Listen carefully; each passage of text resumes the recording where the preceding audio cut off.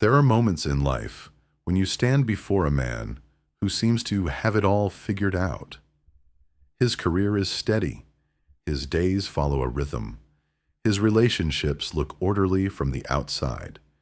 He wears a mask of control so seamlessly that you might think nothing could ever shake him. Yet if you look closely, if you sense beyond the surface, you'll notice something untouched within him, a place that remains locked away as though he himself doesn't dare enter it. And then, without intention or strategy, someone walks into his world and touches that hidden part. It isn't a kiss. It isn't a declaration of love. And it isn't anything loud. Sometimes it's as subtle as a glance, a gesture, or a quiet energy that cannot be explained. And in that instant, something begins to stir inside him, something he didn't even know had been waiting to awaken. Carl Jung once said that the human soul does not fall in love with what is obvious, but with what is symbolic. The soul is not hungry for the predictable or the guaranteed.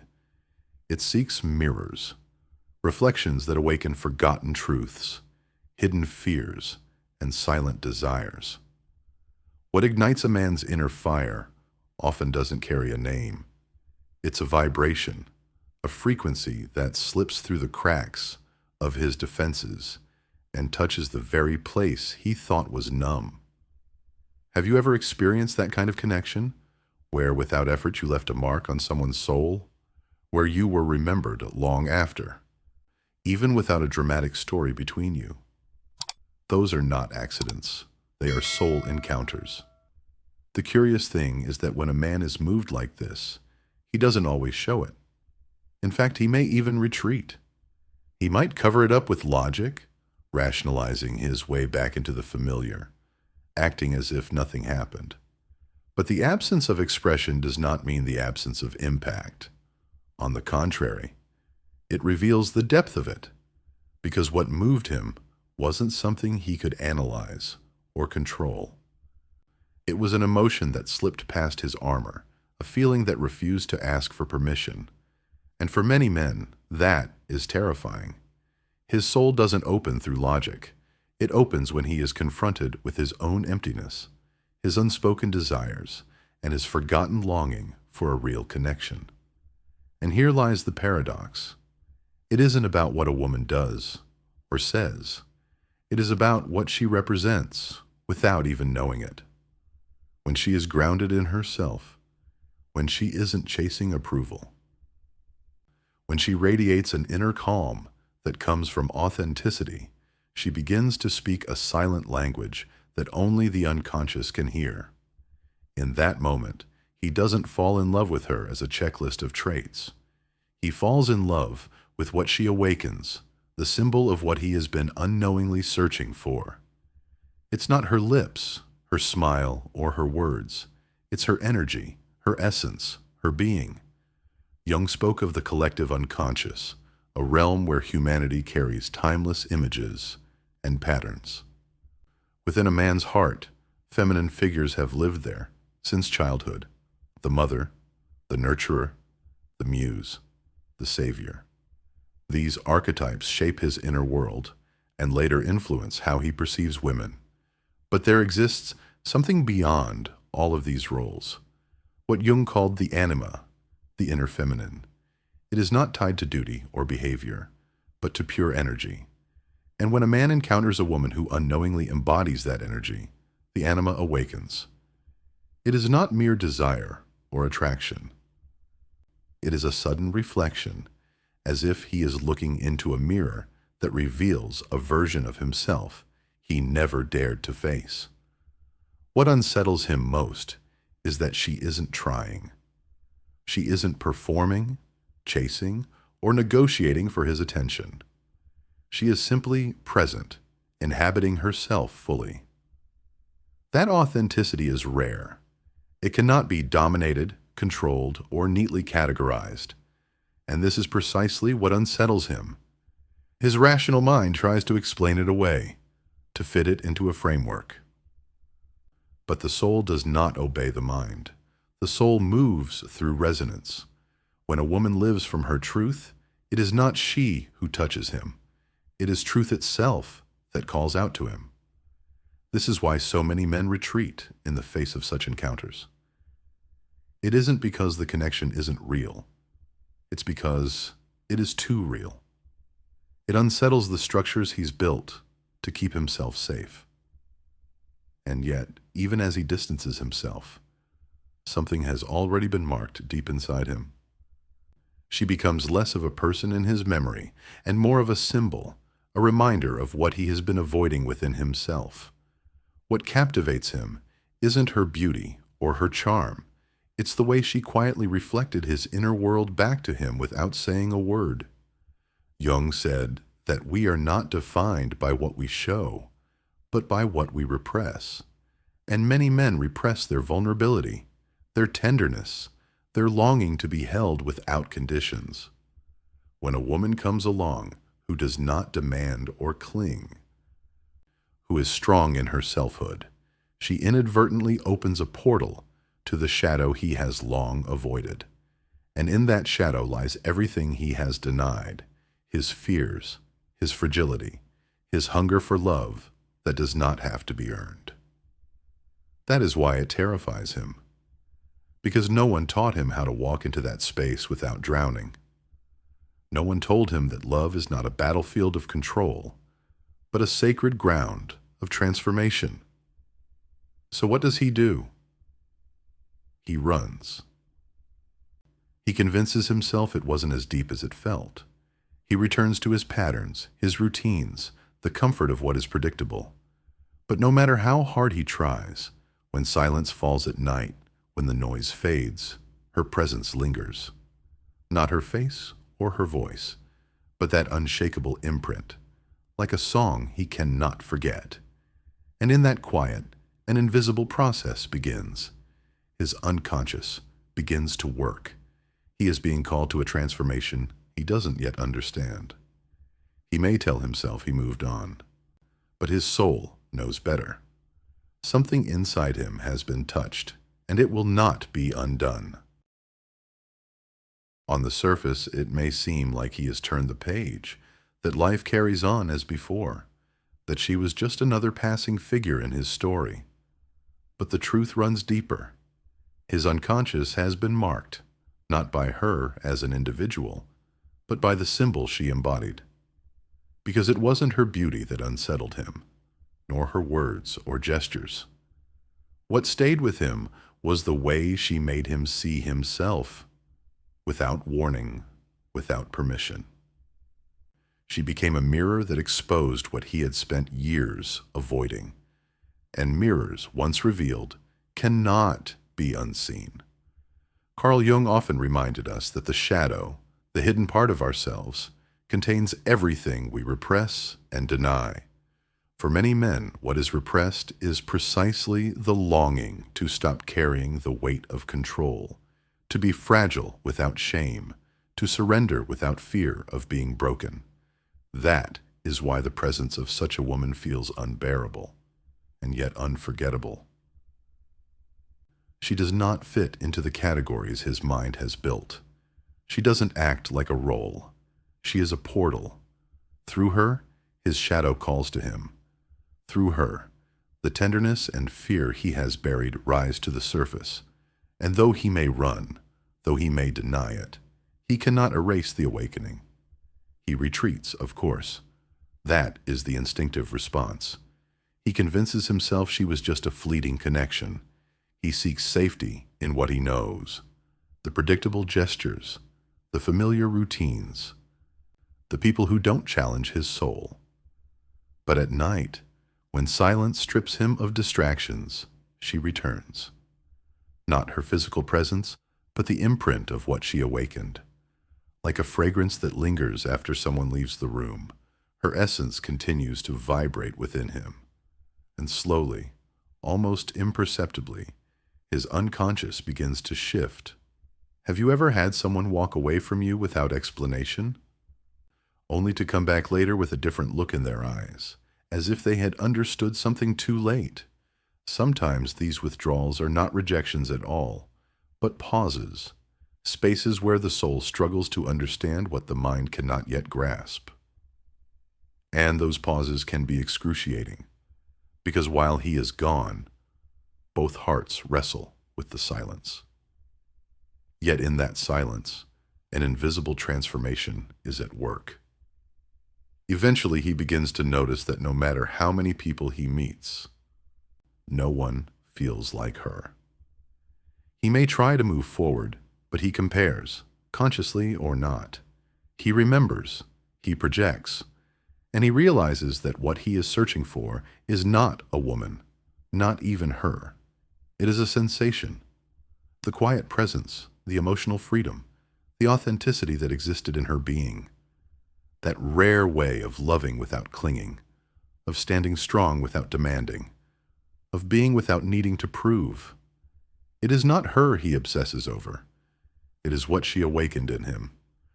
And once a man has felt that, ordinary encounters can feel painfully shallow. This is where obsession quietly begins, not the kind that seeks to possess her body, but the kind that aches for the version of himself that only came alive in her presence.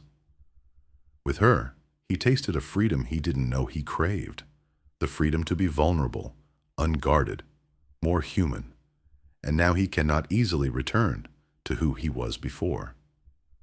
Yet here lies the truth. That version of himself was never hers to give. It was always within him, waiting to be claimed. But awakening requires courage, and courage does not come quickly. Sometimes he comes back, but not to truly connect. He comes back to taste again what he once felt, without doing the work that feeling requires. Have you ever had someone return to you saying they couldn't forget you, yet you could sense they hadn't really changed? That what they sought wasn't love, but escape from their emptiness? That is the difference between longing and awakening. For true love to grow, he must move beyond chasing the sensation and face what she revealed in him. He must integrate, not just revisit. If he dares, the journey inward begins. He stops blaming her, stops expecting her to carry the weight of what she awakened. He begins asking himself new questions. What did I see in her that mirrored what I lack? What wound did she unknowingly touch? What truth did she hold up to me in her silence? These questions hurt, but they are medicine. Because once he stops searching outside and begins listening inside, something profound takes root. This is the moment when the process Jung called individuation toward begins, the journey of becoming whole by facing the unconscious. He may still stumble, he may still resist, but he no longer runs the same way. A crack has opened in the wall, and through it, light seeps in. For the first time, he allows himself to feel what he has been avoiding for so long. He does not yet know how to heal it, but he is no longer pretending it isn't there. And that small act, staying instead of running, is already a revolution.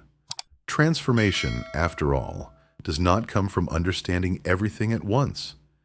It begins when we stop escaping ourselves. And sometimes it takes the loss of someone irreplaceable to bring us face to face with our truth. A woman who, without trying, left not emptiness but light.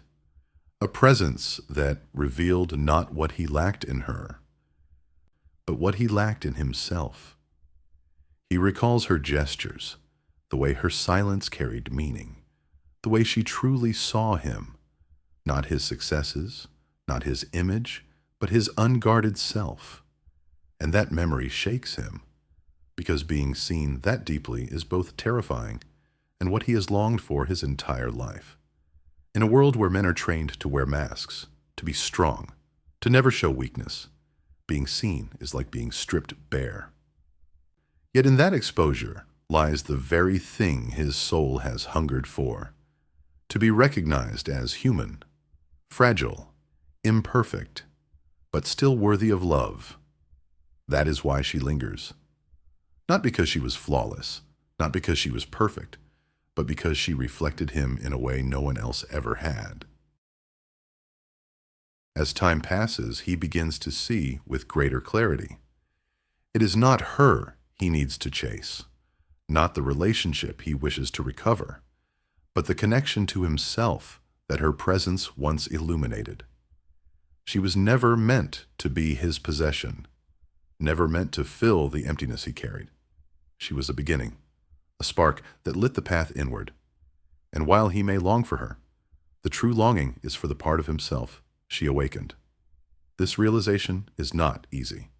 It comes through silence, through restless nights, through the ache of absence that refuses to fade. He begins to ask questions he has avoided all his life. Who am I when I'm not hiding behind my defenses? What have I been too afraid to feel? Why have I confused control with strength and silence with resilience? These questions do not arrive gently. They cut, they disarm, they unsettle, but they are also the doorway into becoming whole. Because in seeking the woman, he accidentally found the mirror. And in the mirror, he must face himself. Slowly, something within him changes. He stops running so quickly into distractions, stops numbing the discomfort with noise. He sits longer with himself. He allows emotions he once buried to rise. And though he still doesn't know how to transform them, he no longer denies their existence. That alone is an act of bravery. Because true strength is not the absence of fear, but the willingness to stand in front of it. Jung believed that wholeness does not come from perfection, but from integration. We become whole, not by cutting off our shadows, but by welcoming them, by stitching together the parts of ourselves we tried to abandon. And often, this process begins with loss, the loss of an illusion, the loss of a person, the loss of a role we thought defined us. For him, it began with her absence. She was the one who walked away not with drama, but with dignity. The one who loved herself enough not to remain where she wasn't truly seen. And though at the time it felt like abandonment, he now begins to understand. It was an act of self-respect, not rejection, a gesture that carried more truth than any declaration of love ever could. Have you ever chosen yourself only to be misunderstood? Have you ever walked away quietly, not because you stopped caring, but because staying would have meant betraying your soul? If you have, you know the sting of being seen as selfish when in fact you were practicing the deepest form of self-love. Her leaving was not cruelty.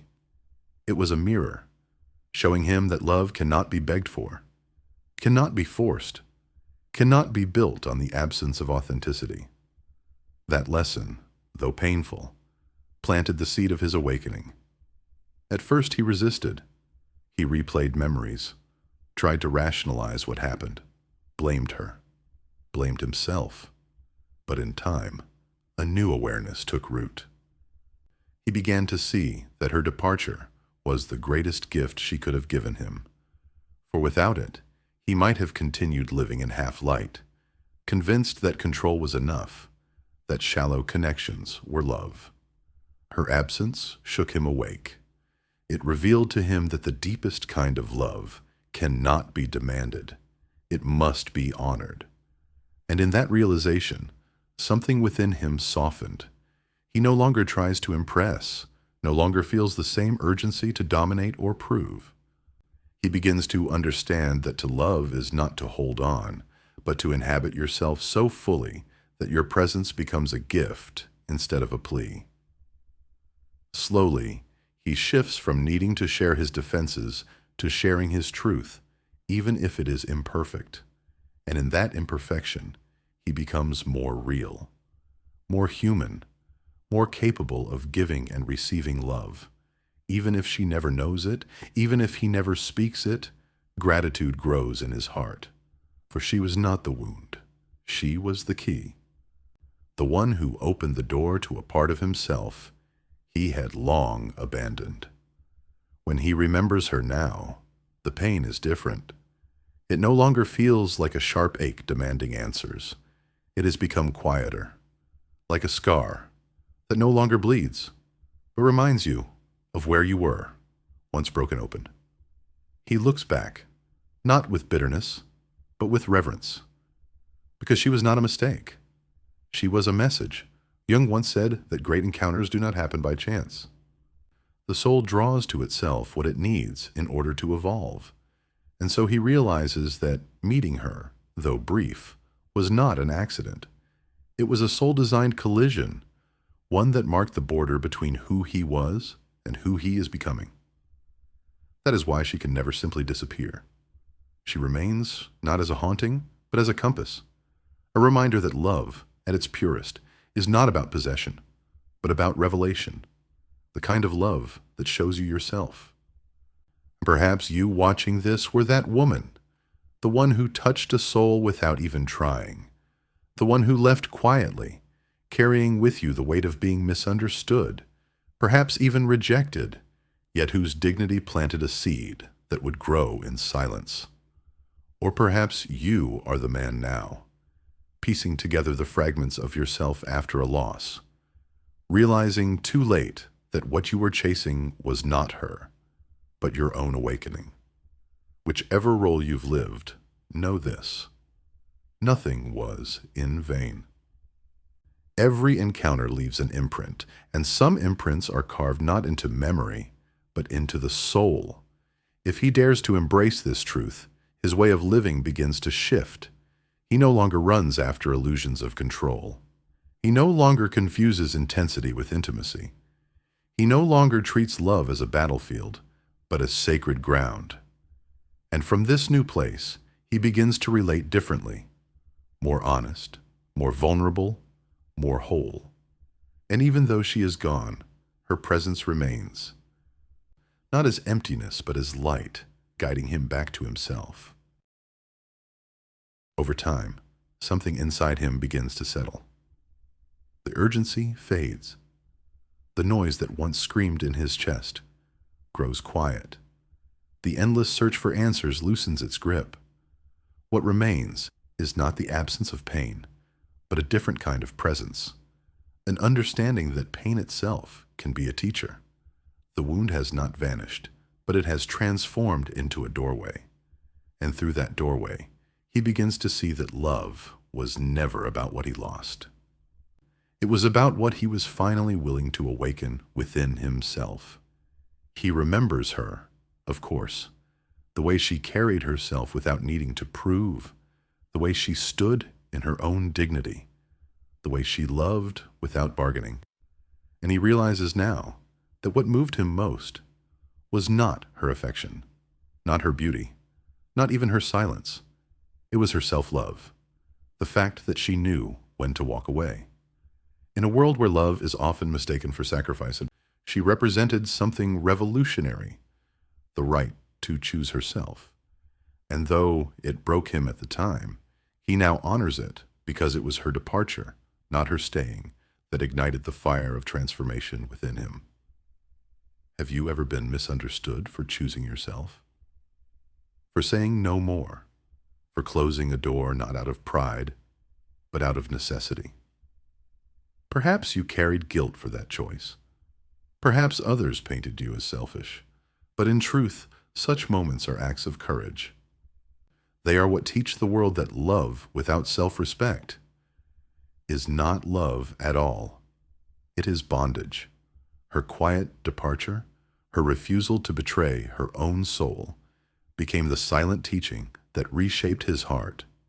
He sees now that if she had stayed, nothing would have changed. He would have continued to sleep, convinced that half love was enough. It was her absence that shook him awake. And though he did not thank her then, gratitude now floods him. Jung said that what we deny within ourselves becomes our destiny. And for him, what he denied was not her, but himself. The vulnerability she mirrored back to him. That is why he sees her everywhere, in fragments of gestures, in echoes of words, in silences that remind him of her. Not because she is still there, but because what she reflected still calls out from within.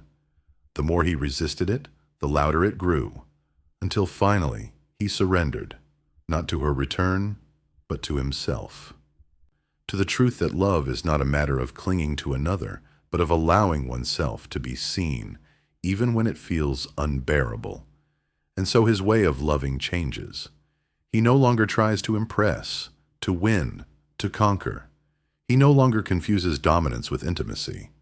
He no longer seeks someone to fill his emptiness. Instead, he begins to share his truth, however imperfect. He begins to inhabit himself fully, even when it means being vulnerable, even when it means being rejected. Because now he understands the deepest power in love is not control, but authenticity. To stand in your truth and invite another to do the same, that is love. Not the desperate grasping of fear, but the steady presence of two souls, unmasked. Even if he never tells her, even if she never knows, a quiet gratitude stays alive within him. For she was not the wound, but the key. The one who showed him the locked door to himself and then stepped away, leaving him no choice but to learn how to open it. Today, when he remembers her, it no longer stings with the same confusion.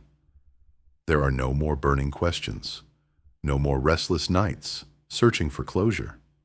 There is only a calm awareness that she was not an ending. She was a threshold, a beginning disguised as loss. Jung once said that we do not fall in love with people, but with the qualities of our own soul that we see reflected in them. And that is the truth he finally understands. He did not love her body, her voice, her intelligence alone. He loved the freedom she embodied, the authenticity she carried, the quiet dignity she lived by. Qualities he yearned for, but had not yet cultivated in himself. That is why the loss cut so deep, because she was not just a woman. She was a mirror of what he could become. And now, instead of longing for her return, he begins to build that version of himself from within. She was never meant to stay. She was meant to awaken. Have you ever felt that someone walked through your life only to awaken you, then disappeared? Not as a mistake, but as a messenger. If so, you know the bittersweet beauty of such encounters. They are brief, but they mark a before and after. They leave you changed, sometimes painfully, but always irreversibly. And though you may not have realized it in the moment, those encounters are not about the other person. They are about your soul's readiness to evolve. So he no longer searches for her in the faces of others. He no longer projects her image onto strangers. He carries her now not as absence, but as symbol, a compass, a reminder that love at its deepest is not about keeping someone, but about becoming someone. Someone whole, someone awake, someone true. And that is the highest form of love, when it does not bind you, but frees you. When it does not dominate, but transforms. When it does not ask you to abandon yourself, but instead returns you to who you were always meant to be. Maybe you listening were that woman, the one who touched a soul without effort, who left quietly, but whose echo continues to ripple through someone's life. Or maybe you are that man, awakening too late, realizing that what you lost was never really her, but your own chance to meet yourself. Whichever side you stand on, know this: you were not forgotten. You were integrated, and that is powerful. Because even if love vanishes from sight, its lessons remain, shaping us into who we are meant to become. And so the story closes not with loss, but with revelation. He is no longer the same man. He no longer loves from lack. He no longer seeks to fill his emptiness with fleeting connections. Instead, he learns to choose himself, to listen, to stand in his truth.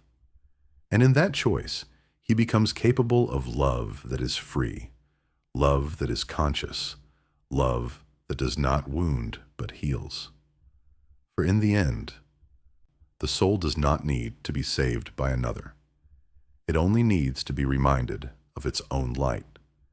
And sometimes all it takes is one encounter, brief, silent, unforgettable, to bring us back to ourselves. So if this message reached something deep inside you, let it stay.